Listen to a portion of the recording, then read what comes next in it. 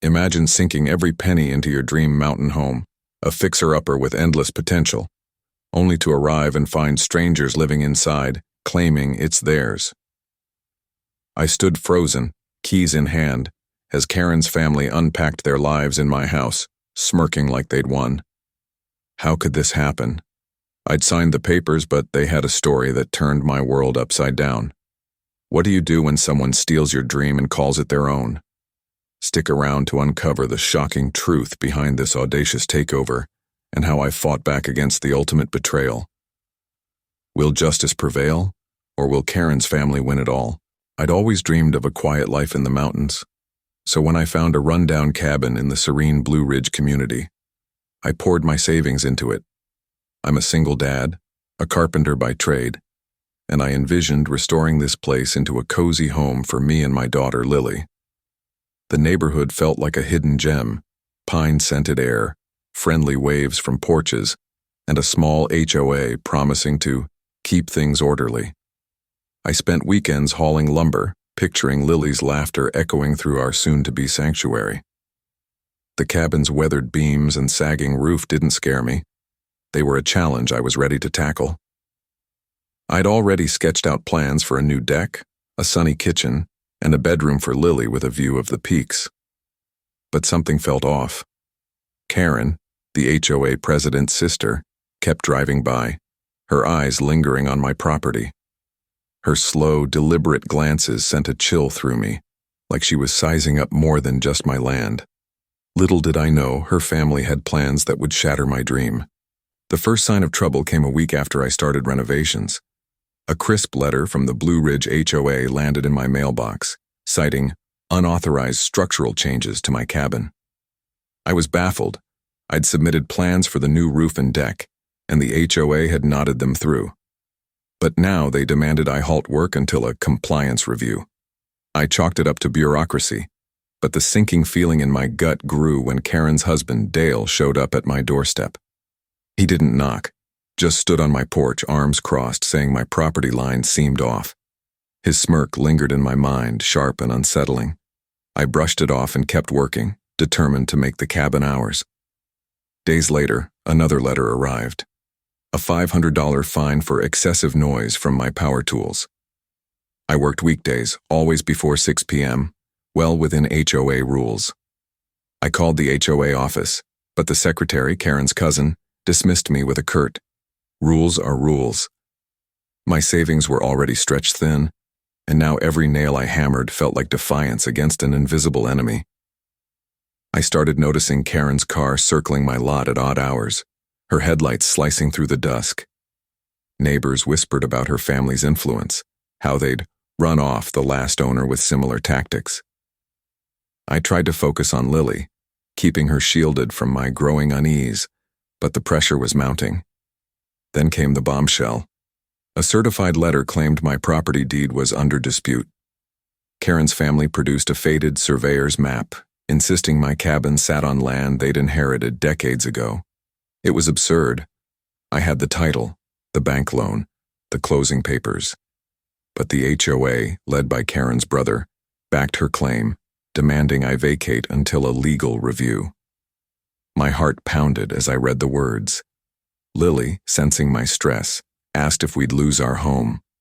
I hugged her, promising we'd fight, but inside I was unraveling. I hired a lawyer, draining my emergency fund. He warned me the map was likely forged, but proving it would take months. Meanwhile, Karen's family escalated. They parked an RV on my driveway claiming it was their land. Neighbors stopped waving, avoiding my gaze at community meetings where Karen's brother droned about protecting heritage. I found tire tracks across my garden, my tools mysteriously misplaced. One night I caught Dale tampering with my fence posts, but he vanished before I could confront him. My frustration boiled into quiet rage. How could a family twist the rules to steal what was mine? The HOA meetings became a circus. Karen's brother chaired them, dismissing my protests while neighbors sat silently, afraid to cross the family that controlled the board. I presented my deed, but he claimed it was pending validation. A new rule popped up: no renovations on disputed properties. My cabin sat half-finished, exposed to the elements, as fines piled up. $200 for unkempt appearance, $300 for non-compliance. My lawyer uncovered that Karen's family had a history of shady land grabs, but the legal system moved like molasses. I felt trapped, my dream home slipping through my fingers. Every night I lay awake, wondering how to protect Lily's future. Then, a glimmer of hope. A retired surveyor, Old Man Jenkins, approached me after a meeting. He'd lived in Blue Ridge for decades and hinted he knew secrets about Karen's family. His hands shook as he whispered about a hidden document that could expose their lies. But before he could say more, Karen's brother stormed over, cutting us off. Jenkins clammed up, fear in his eyes. What did he know? And why was Karen's family so desperate to silence him? My resolve hardened. I wasn't just fighting for my home now, but for the truth. The tension snapped at the Blue Ridge HOA's annual meeting, packed with neighbors in the stuffy community hall. I'd spent weeks preparing, clutching Jenkins's bombshell, a 1970s land survey proving my property was mine, buried in county records Karen's family thought no one would find. As Karen's brother droned about community standards, I stood, heart pounding, and revealed the document. Gasps rippled through the room. Karen's face twisted, her usual smirk gone. I accused her family of forging their map, citing Jenkins's evidence and my lawyer's findings. The crowd murmured as I laid out their history of bullying former owners. I held up photos of Dale's RV on my driveway, my vandalized garden, and their forged survey. Neighbors shifted uncomfortably, some nodding as the truth sank in. Karen's brother tried to gavel me down, shouting about procedure, but I pressed on. Then Jenkins, frail but defiant, stood and confirmed the original survey, exposing Karen's family's decades-long land grab schemes. The room erupted. Shouts, accusations, chaos. Karen lunged toward me, screaming I'd ruined everything. But her own neighbors pulled her back, their patience with her tyranny finally broken. My lawyer had tipped off the county clerk, who arrived mid-meeting with a cease and desist order against the HOA's actions. Karen's brother, red-faced, tried to adjourn, but the crowd demanded accountability. In that moment, I felt vindication surge through me. My home, my dream, was mine again. The HOA board was forced to step down, their power shattered in front of everyone they'd intimidated. Karen's family fled the hall, their influence crumbling under the weight of their lies. But as the crowd cheered, I caught Jenkins' worried glance. He whispered about a backup plan Karen's family might have. What could they still be hiding? The county clerk's order was the final nail in Karen's family's scheme. With the authentic survey in hand, my property was indisputably mine. The HOA, stripped of its corrupt board, held an emergency election, and new leaders vowed transparency. Karen's family faced lawsuits from neighbors emboldened by my stand.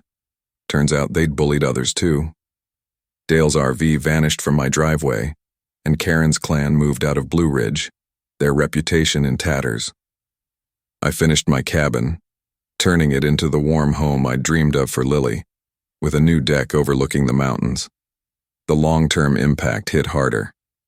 The community rewrote HOA bylaws, limiting its power to prevent future abuse.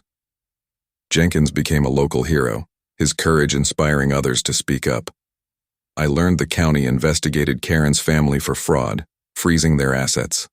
My lawyer recovered my fines, and I used them to plant a garden for Lily, a symbol of our fresh start. The takeaway: power thrives in silence, but truth and persistence can dismantle it. I fought not just for my home, but for a community tired of petty tyrants. Standing up felt impossible, but one voice can spark change. Have you ever faced a bully who thought they owned everything? What would you do to protect your dream?